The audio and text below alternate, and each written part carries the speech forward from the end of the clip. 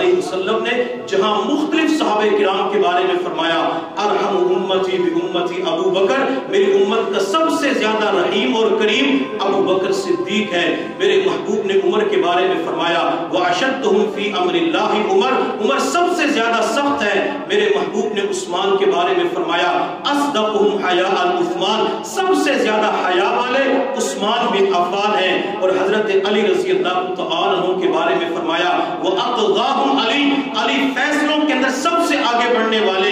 اسی طرح میرے محبوب نے ابی ابن کعب کے بارے میں فرمایا کہ سب سے زیادہ خوبصورت قرآن پڑھنے والے۔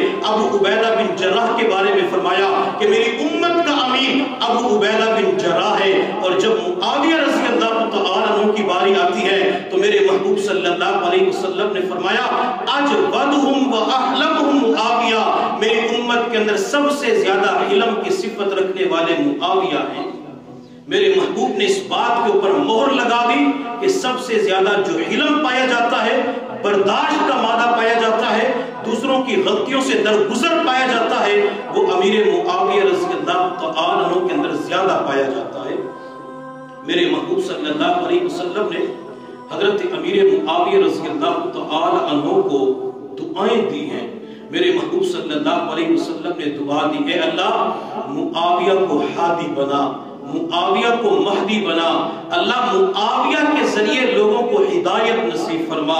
اور میرے محبوب صلی اللہ علیہ وسلم نے معاویہ کو باقاعدہ یہ بھی دعا دی اللہم علمہ الکتاب، اے اللہ اس معاویہ کو قرآن کا علم عطا فرما۔ اور جب میں نبی علیہ السلام کے چچا کے بیٹے عبداللہ بن عباس کو دیکھتا ہوں تو میرے محبوب نے یہی دعا عبداللہ ابن عباس کو بھی دی تھی۔ عبداللہ ابن عباس کو یہ دعا میرے پیغمبر نے کیوں دی؟ چونکہ عبداللہ ابن عباس رضی اللہ تعالی عنہ میرے محبوب کی خدمت کیا کرتے تھے۔ ایک مرتبہ نبی علیہ السلام قضاء حاجت کے لیے تشریف لے گئے تو حضرت عبداللہ بن عباس نے پانی کا لوٹا بھر کر نبی علیہ السلام کے واپسی والے راستے کے اوپر قریب میں رکھ دیا۔ جب آپ علیہ السلام وہاں سے فارغ ہوئے آپ نے لوٹے کو دیکھا پانی سے بھرا ہوا تھا۔ میرے محبوب نے فرمایا پانی کا لوٹا کس نے رکھا؟ تو عبداللہ ابن عباس نے جواب دیا اللہ کے نبی میں نے رکھا۔ تو میرے محبوب نے اس خدمت کی وجہ سے خوش ہو کر عبداللہ ابن عباس کو دعا دی اللہم علمہ الکتاب۔ اور امام بخاری رحمۃ اللہ علیہ نے اپنی بخاری شریف کے اندر ترجمۃ الباب بھی اسی دعا کے ذریعے قائم کیا ہے۔ میرے محبوب نے دعا دی اللہ اس بچے کو قرآن کا علم عطا فرما، اللہ اس بچے کو قرآن کے اسرار و رموز عطا فرما، اللہ اسے قرآن کے معارف عطا فرما۔ میرے محبوب کی مبارک زبان سے دعا نکلی عبداللہ ابن عباس کے حق کے اندر، میرے اللہ نے دعا کو قبول کیا اور آج کی دنیا کے اندر اس عبداللہ بن عباس کو امام المفسرین کے نام سے یاد کیا جاتا ہے۔ اللہ نے ان کو امام المفسرین بنا دیا۔ کیوں بنایا؟ میرے محبوب نے چونکہ ان کو دعا دی تھی۔ پھر کسی کہنے والے نے کیا خوب کہا دور بیٹھا کوئی تو دعائیں دیتا ہے، دور بیٹھا کوئی تو دعائیں دیتا ہے، میں ڈوبتا ہوں سمندر اچھال دیتا ہے۔ کسی کے پیچھے ماں کی دعا ہوتی ہے، کسی کے پیچھے والد کی دعا ہوتی ہے، کسی کے پیچھے استاد کی دعا ہوتی ہے، کسی کے پیچھے اس کے شیخ کی دعا ہوتی ہے، کسی کے پیچھے بڑے بھائی کی دعا ہوتی ہے۔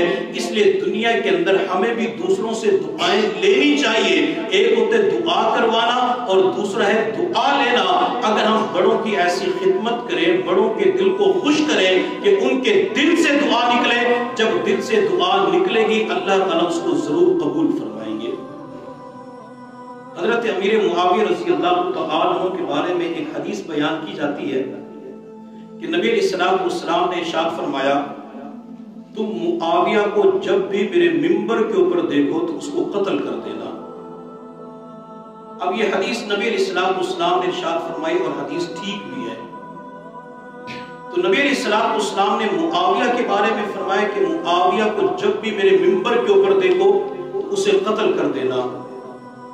اس روایت کے اندر معاویہ سے مراد معاویہ بن ابی سفیان نہیں ہے، جن کے میں نے فضائل کچھ بیان کیے تو یہ مراد نہیں ہے، بلکہ ایک اور معاویہ تھے جن کا نام معاویہ بن یعبو تھا، اور اس نے یہ قسم کھا کے کہا تھا کہ مسلمانوں میں تمہارے پیغمبر کے منبر کے اوپر بیٹھ کے پیشاب کروں گا۔ جب حضور صلی اللہ علیہ وسلم کو پتہ چلا تو میرے محبوب نے اس معاویہ بن یعبو کے بارے میں فرمایا کہ جب بھی تم اس معاویہ کو میرے منبر کے اوپر دیکھو تو اسے قتل کر دینا۔ میرے محبوب صلی اللہ علیہ وسلم نے امیر معاویہ رضی اللہ تعالیٰ عنہ کو دعا دی، اللہ اسے کتاب کا علم عطا فرما۔ تو کیا پیغمبر کی مبارک زبان سے نکلنے والی دعا امیر معاویہ کے حق میں قبول ہوتی ہے؟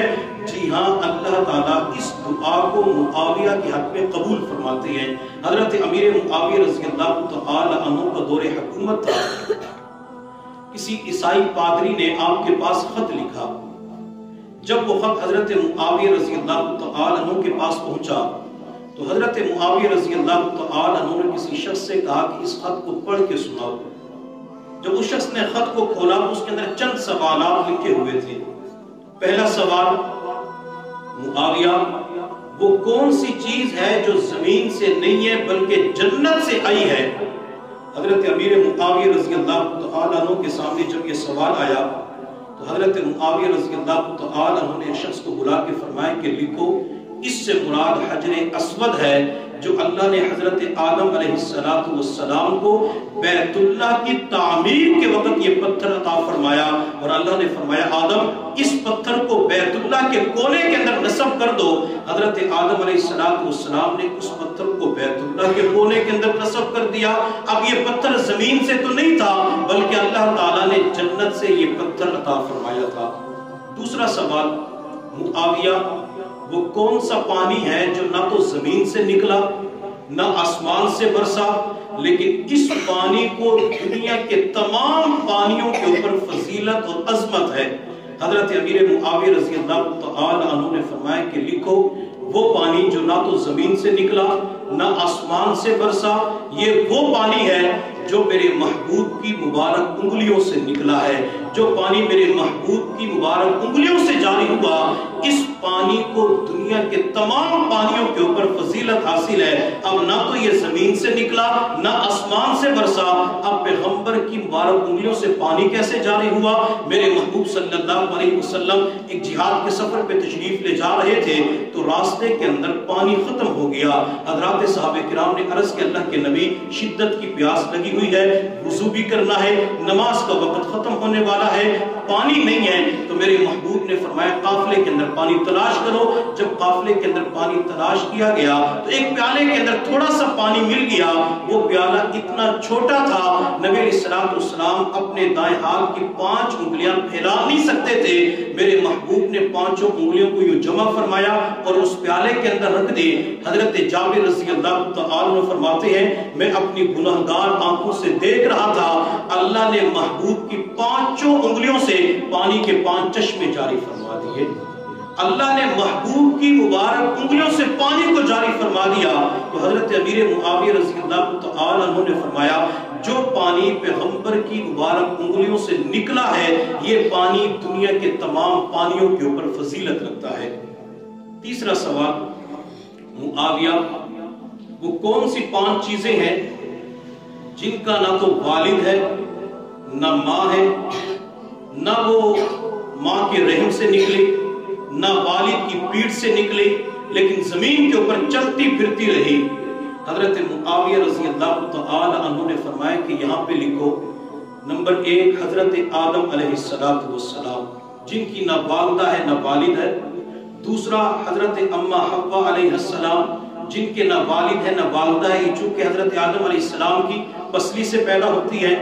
اور تیسرا حضرت موسیٰ علیہ السلام کا عصا جو موسیٰ علیہ السلام ہاتھ کے اندر رکھتے تھے، اور اللہ نے موسیٰ علیہ السلام سے فرمایا تھا وَمَا تِلْكَ بِيَمِينِكَ يَا موسیٰ، موسیٰ آپ کے داہنے ہاتھ کے اندر کیا ہے؟ تو موسیٰ علیہ السلام کو اللہ کے ساتھ بات کرنے کے اندر مزہ آیا، صرف جواب یوں دے دیتے اللہ میرا ڈنڈا ہے، عصا ہے، میری لاٹھی ہے، لیکن موسیٰ علیہ السلام کو ہم کلامی کے اندر لذت ملی، مٹھاس ملی۔ اس گفتگو کو طول دیتے ہوئے موسیٰ علیہ السلام نے عرض کیا اتوکل علیہا واخش بها علی غنمی ولی فیہا معارب اخرى، اللہ میں اس عصا کے ساتھ ایک لگاتا ہوں، بکریوں کے لیے درختوں سے پتے جھاڑتا ہوں، اور میرے اندر اس کے لیے اور بھی بہت سارے فوائد ہیں۔ حتیٰ کہ میں نے ایک تفسیر کے اندر اسی عصا کے بارے میں پڑھا، موسیٰ علیہ السلام جب اندھیرے کے اندر جاتے تھے، روشنی کا انتظام نہ ہوتا تو یہ عصا بلب اور لائٹ کا انتظام کیا کرتا تھا، یعنی یہ لائٹ کا کام کیا کرتا تھا، اس کے اندر سے روشنی نمودار ہوتی اور موسیٰ علیہ السلام چلنا شروع کر دیتے۔ تو میرے اللہ نے موسیٰ علیہ السلام سے فرمایا کہ آپ کے ہاتھ کے اندر جو عصا ہے اسے زمین پہ پھینکو۔ جب عصا کو زمین پہ پھینکا گیا، بہت بڑا اژدہا بن گیا جو ہزاروں کی تعداد میں رسیاں سانپ کی شکل میں متشکل ہو چکی تھی، ان کو ایک لقمے کے اندر نگل جاتا ہے۔ اب اس عصا کی نہ تو والدہ ہے نہ والد ہے، لیکن زمین کے اوپر چلتا ہوا نظر آتا ہے۔ حضرت امیر معاویہ رضی اللہ تعالی عنہ نے فرمایا چوتھا لکھو، حضرت صالح علیہ السلام کی اونٹنی، جب قوم نے کہا تھا کہ اس پہاڑ کے اندر سے اونٹنی نکال کے دکھاؤ، حضرت صالح علیہ السلام نے دعا مانگی تو اللہ نے پہاڑ کے اندر سے اونٹنی کو نمودار کیا۔ اس اونٹنی کی نہ والدہ ہے نہ والد ہے۔ حضرت امیر معاویہ رضی اللہ تعالی عنہ نے فرمایا پانچواں لکھو، جس کا نہ تو والد ہے نہ والدہ ہے لیکن زمین کے اوپر چلا، وہ حضرت اسماعیل علیہ السلام کا دمبا ہے۔ یہ پانچ چیزیں معاویہ نے لکھوائی۔ خط پڑھنے والا کہنے لگا حضرت اس خط کے اندر ایک اور سوال لکھا ہوا ہے کہ وہ کون سی چیز ہے جس کا نہ تو والد ہے نہ والدہ ہے نہ وہ مادہ ہے نہ اس کی اولاد ہے نہ وہ عورت کی جنس میں سے ہے، لیکن اسے قرآن عظیم الشان کے اندر ماں کہا گیا ہے۔ حضرت امیر معاویہ رضی اللہ تعالی عنہ کے قرآن عظیم الشان، ان کے تفکر قرآن کے اندر غور و فکر کے اوپر میں قربان جاؤں۔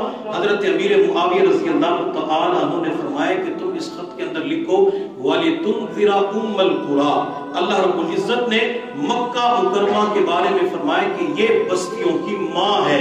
حضرت امیر معاویہ رضی اللہ تعالی عنہ نے اس سوال کا جواب قرآن عظیم الشان کے اندر سے دیا۔ خط پڑھنے والا کہنے لگا حضرت آخری سوال یہ لکھا ہوا ہے، وہ کون سی چیز ہے جو نہ تو انسان ہے نہ جن ہے نہ فرشتہ ہے نہ وہ حیوانات میں سے ہے نہ جانوروں میں سے ہے نہ پرندوں میں سے ہے، لیکن وہ سانس لیتی ہے۔ حضرت امیر معاویہ رضی اللہ تعالی عنہ نے قرآن کے 30 پاروں کے اوپر نظر دوڑاتے ہوئے فرمایا لکھو وَالصُّبْحِ إِذَا تَنَفَّسَ۔ اللہ قرآن عظیم الشان کے اندر فرماتے ہیں جب صبح ہوتی ہے تو وہ سانس لیتی ہے۔ اب یہ صبح نہ تو انسانوں میں سے ہے نہ جنات میں سے ہے نہ فرشتوں میں سے ہے نہ حیوانات میں سے ہے نہ طیور میں سے پرندوں میں سے ہے، لیکن جب صبح ہوتی ہے تو روزانہ یہ سانس لیتی ہے۔ حضرت امیر معاویہ نے ان سوالات کے جوابات لکھ کر عیسائی پادری کے پاس واپس بھجوا دیے۔ جب عیسائی پادری نے تمام جوابات کو دیکھا تو اپنے علاقے کے لوگوں سے کہنے لگا کہ جس بندے کے پاس اتنا زیادہ علم ہو اس سے مقابلہ کرنا ہمارے بس کا کام نہیں ہے۔ چنانچہ وہ پادری اپنی قوم سمیت کلمہ پڑھ کے مسلمان ہو جاتے ہیں۔ میرے محبوب نے معاویہ کو 2 دعا دی، اللہ معاویہ کو ہادی بنا، اس کے ذریعے لوگوں کو ہدایت نصیب فرما، اور دوسری دعا دی اللہ معاویہ کو کتاب کا علم عطا فرما۔ اللہ نے اس واقعے کے اندر معاویہ کی دونوں دعاؤں کو قبول فرمایا۔ ایک تو معاویہ نے قرآن کے اندر سے جواب دیے اور دوسرا معاویہ کے ذریعے اللہ نے عیسائیوں کو ہدایت نصیب فرما دی۔ حضرت امیر معاویہ رضی اللہ تعالی عنہ، یہ حضرت عمر فاروق رضی اللہ تعالی عنہ کا انتخاب ہے۔ حضرت عمر فاروق رضی اللہ تعالی عنہ نے انہیں شام کا گورنر بنایا اور تقریباً 19 یا 20 سال تک گورنری کرتے رہے۔ حضرت عمر فاروق رضی اللہ تعالی عنہ کی طرف میں جب دیکھتا ہوں تو عمر مجھے پیغمبر کا انتخاب نظر آتا ہے، اور جب میں معاویہ کو دیکھتا ہوں تو معاویہ مجھے عمر کا انتخاب نظر آتا ہے۔ کس نے حضرت عبداللہ بن مبارک رحمت اللہ علیہ سے پوچھا کہ امیر معاویہ اور عمر بن عبدالعزیز میں سے افضل کون ہے؟ تو حضرت عبداللہ بن مبارک رحمت اللہ علیہ نے فرمایا معاویہ کا مقام اور مرتبہ بہت بلند ہے۔ معاویہ رضی اللہ تعالی عنہ نے جس گھوڑے کے اوپر بیٹھ کر اللہ کے راستے میں جہاد کیا، اس گھوڑے کی نتنوں کے اندر جو مٹی اور گرد پڑی ہے، عمر بن عبدالعزیز اس گرد اور مٹی کا مقابلہ نہیں کر سکتا۔ حضرت عمر بن عبدالعزیز رحمت اللہ علیہ کو میں نے رحمت اللہ علیہ کہا، آپ جب ان کا نام لیں گے تو آپ ان کو رحمت اللہ علیہ کہیں گے، لیکن امیر معاویہ رضی اللہ تعالی عنہ وہ شخصیت، وہ مرد قلندر ہے جن کے گھوڑے کی قسم اللہ نے قرآن کے اندر اٹھائی ہے، والعادیات ضبحا فالموریات قدحا فالمغیرات صبحا فاثرن به نقعا۔ میرے اللہ نے اس حضرات صحابہ کرام کے گھوڑوں کی قسم اٹھائی، بلکہ صحابہ کے گھوڑوں کے نیچے جو مٹی آتی ہے اور ان کے تیز دوڑنے کی وجہ سے جو چنگاریاں اڑتی ہیں، اللہ نے تو اس کی بھی قسم اٹھائی ہے۔ امیر معاویہ رضی اللہ تعالی عنہ چونکہ حضرات صحابہ کرام کی جماعت کے اندر شامل ہے، تو امیر معاویہ کے گھوڑے کا تذکرہ تو اللہ قرآن میں فرماتی ہے۔ امیر معاویہ کا مقابلہ کوئی بھی نہیں کر سکتا۔ امیر معاویہ رضی اللہ تعالی عنہ کو اللہ نے عزت عطا فرمائی، شان عطا فرمائی، فضیلت عطا فرمائی، اور تقریباً 72 یا 78 سال کی عمر میں حضرت امیر معاویہ رضی اللہ تعالی عنہ کا انتقال ہو جاتا ہے۔ حضرت امیر معاویہ رضی اللہ تعالی عنہ کی جو وفات ہے وہ 22 رجب المرجب کو ہے۔ اب کچھ لوگ اس دن کنڈے کی رسم مناتے ہیں، اور جب ان سے پوچھا جاتا ہے کہ آپ اس دن جو میٹھا بناتے ہیں، مختلف اشیاء گھروں کے اندر بنائی جاتی ہے اور دعوتوں کا اہتمام ہوتا ہے، اس کی وجہ کیا ہے؟ تو وہ جواب دیتے ہیں کہ اس دن امام جعفر صادق رحمت اللہ علیہ کی پیدائش ہے، ان کا یوم ولادت ہے، تو ہم اس خوشی کے اندر اس رسم کا اہتمام کرتے ہیں۔ حالانکہ اس دن امام جعفر صادق رحمت اللہ علیہ کی پیدائش نہیں ہے، ان کا یوم ولادت نہیں ہے، بلکہ امیر معاویہ رضی اللہ تعالی عنہ کی وفات ہے۔ وہ لوگ خوش ہو کے امیر معاویہ رضی اللہ تعالی عنہ کی وفات کے اوپر یہ خوشی مناتے ہیں، جشن مناتے ہیں۔ ہمیں چاہیے کہ ہم اپنے آپ کو اس رسم سے بچانے والے بنیں، اور دوسرے مسلمان بھائیوں کو بھی بتلائیں کہ اس 22 رجب المرجب کو کنڈے کی رسم نہیں کرنی چاہیے، اس رسم سے اپنے آپ کو بچانا چاہیے۔ میرے محبوب صلی اللہ علیہ وسلم نے ہمیں قدم قدم پہ رہنمائی کی ہے، نبی اسلام نے ہمیں تعلیم دی ہے کہ تم نے اس موقع پہ کیا کرنا، فلاں موقع پہ کیا کرنا، اور میرے محبوب صلی اللہ علیہ وسلم نے فرمایا لا یؤمن احدکم، تم میں سے کوئی بندہ اس وقت تک مؤمن نہیں ہو سکتا جب تک اپنی خواہشات کو اس دین کے تابع نہ کر دے جس دین کو میں لے کے آیا ہوں۔ نبی علیہ الصلوۃ والسلام کی مبارک زندگی کو دیکھا جائے تو نبی علیہ السلام کی مبارک زندگی کے اندر 22 رجب کے حوالے سے ہمیں کوئی جشن اور خوشی نظر نہیں آتی۔ خلفائے راشدین کے مبارک دور کو دیکھیں تو ہمیں جشن اور خوشی نظر نہیں آتی۔ نبی علیہ الصلوۃ والسلام کی مبارک زندگی کو اور تعلیمات کو لیتے ہوئے ہم اپنے آپ کو اس رسم بد سے ضرور بچائیں، اور میرے محبوب صلی اللہ علیہ وسلم نے فرمایا اللہ 6 بندوں کے اوپر لعنت کرتا ہے، میں بھی لعنت بھیجتا ہوں، اور اللہ کے فرشتے بھی ان کے اوپر لعنت بھیجتے ہیں۔ ان 6 بندوں میں سے ایک بندے کے بارے میں نبی علیہ السلام نے ارشاد فرمایا جو کسی رسم کو زندہ کرتا ہے، جو کسی رسم کو تازہ کر لیتا ہے، جو رسم کو مناتا ہے، تو اللہ فرشتوں اور نبی علیہ السلام کی اس کے اوپر لعنت برستی ہے۔ حالانکہ یہ مہینہ تو برکتوں کی دعاؤں کے مانگنے کا ہے۔ نبی علیہ السلام نے ہمیں دعا سکھلائی اللہم بارک لنا فی رجب و شعبان وبلغنا رمضان، اے اللہ رجب اور شعبان کے مہینہ میں برکت نازل فرما اور ہمیں خیریت کے ساتھ رمضان المبارک تک پہنچا۔ ہم تھوڑی دیر کے لیے اس مجلس کے اندر بیٹھ کر اپنے گریبان کے اندر جھانک کر اپنے ضمیر سے پوچھے کہ جب یہ رجب کا چاند نظر آیا تو اس دن سے لے کر آج تک میں نے کتنی مرتبہ اس دعا کا اہتمام کیا، میں کتنی مرتبہ اس دعا کو پڑھتا اور مانگتا ہوں۔ اگر نبی علیہ السلام کی یہ دعا ہماری زندگیوں کے اندر نہیں ہے تو ہمیں افسوس کرنا چاہیے کہ نبی علیہ السلام کی میں نے مبارک سنت کو چھوڑ دیا، نبی علیہ السلام کی مبارک تعلیم کو چھوڑ دیا، اور آج کی دنیا میں ہر بندہ یہی چاہتا ہے کہ مجھے برکتیں مل جائیں، مجھے برکات نصیب ہو جائے۔ وہ برکتیں حاصل کرنے کے لیے دعاؤں کا اہتمام کرتا ہے، لوگوں سے دعا بھی کرواتا ہے۔ اب میرے محبوب نے کتنا پیارا آسان نسخہ بتلا دیا کہ اگر تم رجب اور شعبان کے مہینہ میں اسی دعا کا اہتمام کرو گے تو اللہ تعالیٰ اس دعا کی برکت سے سے تمہیں برکتوں کے ساتھ مالا مال فرما دیں گے۔ اور نبی علیہ السلام تو باقاعدہ صحابہ کو جب دعا دیا کرتے تھے تو آپ برکتوں کی دعا دیا کرتے تھے۔ حضرت ام سلیم رضی اللہ تعالی عنہ اپنے بچے انس کو لے کر نبی علیہ السلام کی خدمت میں حاضر ہوئی اور عرض کہ اللہ کے نبی، یہ آپ کا چھوٹا منا خادم ہے، آپ اس کے لیے دعا کر دیجئے۔